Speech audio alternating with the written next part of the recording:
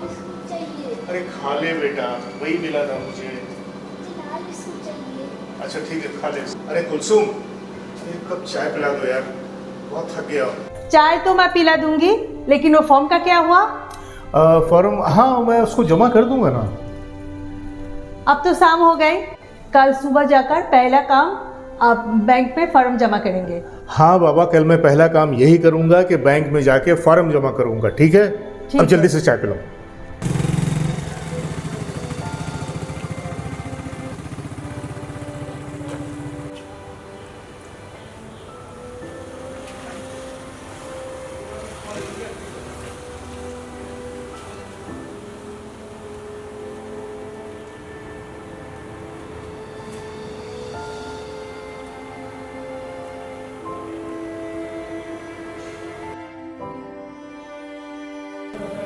सलाम सरपंच जी। जाकिर भाई, कैसे आना हुआ? वो सरपंच जी, आपको बताया था ना कि मेरा बैंक अकाउंट बंद हो गया है, तो वहाँ बोला कि एक चिट्ठी लिखवा के लाइए और एक फॉर्म भरवा के लाइए, तो अब वही लेकर आया हूँ। अगर आप कर देते तो बहुत मेहरबानी होती। लेकिन आपको तो कल आना था। हाँ कल आना था, मगर कल अचानक घर पर कुछ लोग आ गए, तो इसी कारण से हम नहीं आ सके। अब बताइए, कल आपकी तकलीफ थी, आज मेरे वहाँ मेहमान आने वाले हैं, मैं मसरूफ हूँ। थोड़ा सा समय लगेगा सरपंच जी, कर देते तो बहुत अच्छा होता। जाकिर भाई, आप नहीं समझते, हर काम आपके हिसाब से नहीं होता है। आप जैसे सोचे कि वैसा नहीं होता है। सबकी अपने अपने काम है, अपनी जो मजबूरियाँ हैं, आज नहीं हो सकता है। बात आपकी सही है सरपंच जी, मगर कल बच्ची का कॉलेज में फीस जमा करना है, तो बताइए हम कैसे क्या करेंगे? जाकिर भाई देखिए, आप एक बात नहीं समझ रहे हैं कि आप में मुझ में कोई फर्क नहीं है।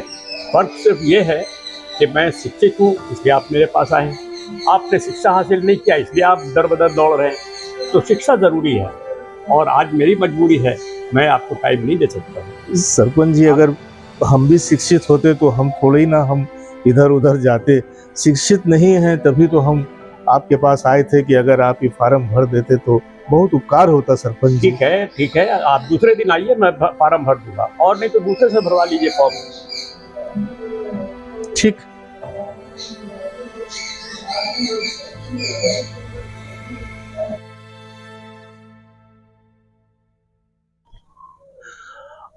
अरे गोपाल, अरे रुक भाई, कहाँ भागा जा रहा है? हाँ अभी बोलिए। तुमसे मैं एक काम था मेरे को। हाँ क्या बोलो, क्या काम है? अरे वो क्या हुआ ना, मेरा जो बैंक अकाउंट है ना, वो फ्रीज हो गया। अभी क्या मैं टाका पैसा निकाल नहीं सकता, तो बैंक मैनेजर बोला जो एक चिट्ठी लिखवा के लाओ और एक एप्लीकेशन दिया, वो भर्ती करना है, वो फॉर्म भर के मेरे को जमा करना है। ए बाबू, तुम थोड़ा इसको फिलअप कर दो ना। अरे चिट्ठी लिख दी तो मैं बैंक में जमा कर दूंगा।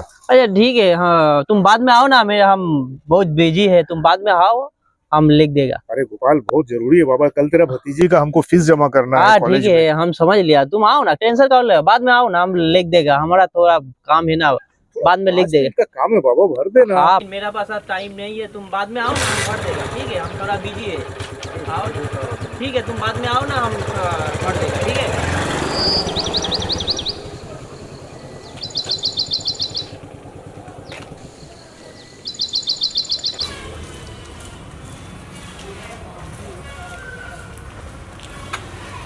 सरपंच जी ने भी मना कर दिया, गोपाल ने भी मना कर दिया।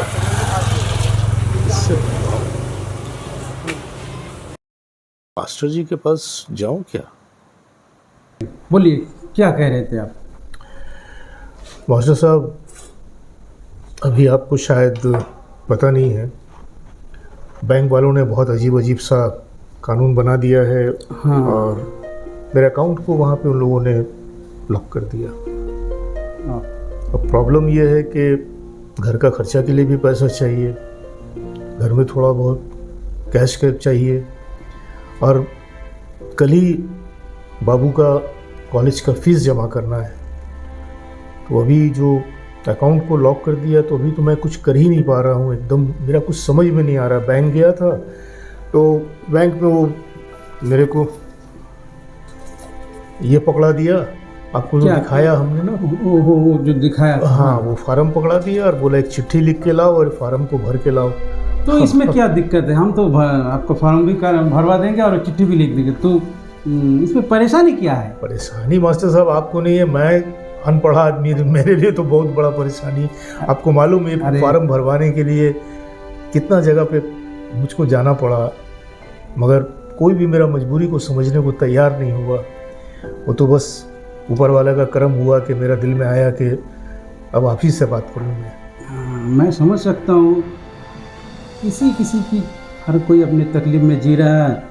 तो ये फॉर्म भरने के बाद और ये चिट्ठी लिखने के बाद आपका काम हो जाएगा। जी, इसको जाकर बैंक में जमा कर दूंगा। तो उन लोगों ने बोला है जब आपका चिट्ठी आ जाएगा तो वो लोग उसको अनलॉक कर देंगे। ठीक है, हम कर देंगे। लेकिन जाकिर भाई जी, बात ये नहीं है, बात कुछ दूसरी है। अगर सोचिए, हम लोग एक ही साथ खेले पढ़े बड़े हुए, जी, आपने पढ़ाई छोड़ दी और अब आपको पता चल रहा है कि लिखाई पढ़ाई का कितना ज़रूरत था। जाकिर भाई उस समय ऐसा लग रहा था कि पढ़ लिख के क्या होगा। जो नज़र के सामने था तो देखा कि पढ़ा लिखा लोग तो नौकरी चाकरी करता है, लेकिन अनपढ़ लोग, कम पढ़ा लिखा लोग, वो बड़ा बड़ा व्यवसाय कर रहा है, बिजनेस कर रहा है, अपने अंडर में 10 आदमी को खटा रहा है, बाड़ी गाड़ी करके बैठा हुआ है। तो इसीलिए मेरा मन पढ़ाई से हट गया और मैं भी इसी तरफ। आप बहुत बहुत गलत बात बोल रहे हैं, ये सही नहीं है। पढ़ना लिखना सिर्फ नौकरी के लिए नहीं है, पूरी ज़िंदगी के लिए।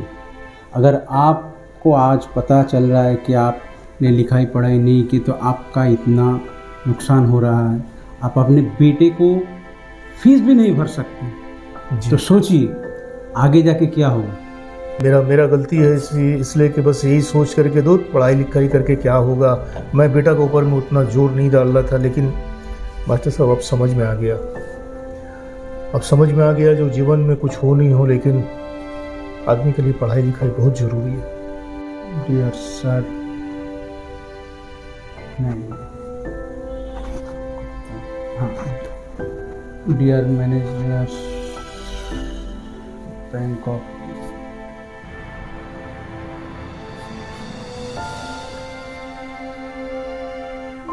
लीजिए जकीर भाई, ये आपका चिट्ठी भी हो गया, ये आपका फॉर्म भी हो गया। जी,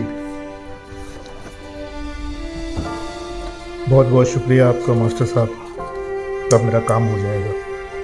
ये तो मेरा फर्ज था। कल भाभी जी रास्ते में मिले थे, आपके छोटे बेटे स्कूल नहीं आए।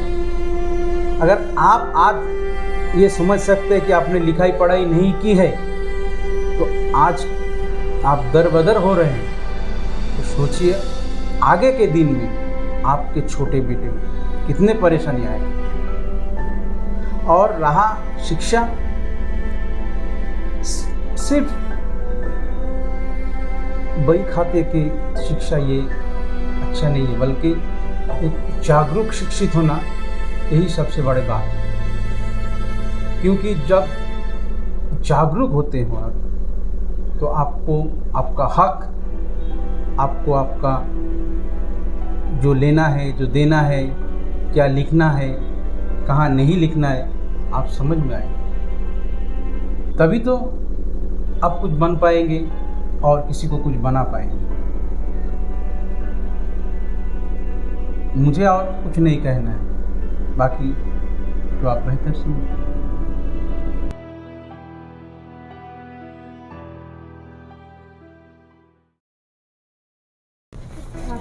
हाँ बेटा, कैसा है मेरा बच्चा? अच्छा हूँ। स्कूल गया था? हाँ गया था। स्कूल जाया करो बेटा। क्या हुआ? क्या सोच रहे हो तुम? कुछ नहीं कुलसुम, मैं ये सोच रहा था कि जो गलती मैं सारा जिंदगी करता रहा, अपने बेटे को वो गलती करने नहीं दूंगा। अब मेरी समझ में आ गया है कि शिक्षा कितना ज़रूरी है। आने वाले दिनों में मैं अपने बेटे को बहुत पढ़ाऊंगा, ताकि मेरे बेटे को किसी के दरवाजे पे नहीं जाना पड़े।